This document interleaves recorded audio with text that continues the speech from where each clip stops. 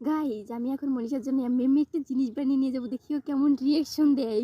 তো গাইজ জিনিসটা বানানোর জন্য লাগবে গোটা টমেটো, লবণ, মরিচ অ্যান্ড লেবু পাতা। তো চলো বানিয়ে ফেলি।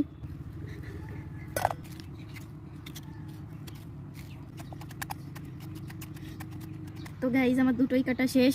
তো তার ভিতরে একটু দিব মরিচের গুঁড়ো।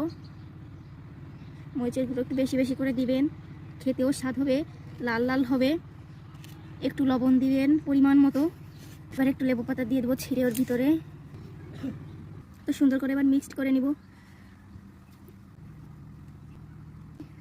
গাইজ আমার বানানো কিন্তু কমপ্লিট। দেখুন কত সুন্দর এমনি হয়েছে।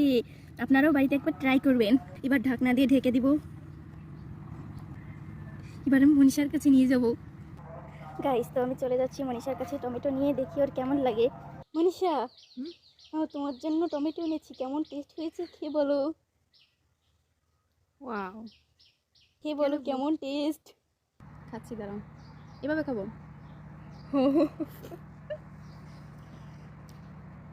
ও সুন্দর, কিন্তু একটা ইটি হলে ভালো হইতো। চামচ দিয়ে খাবো, কেমনে খাবো?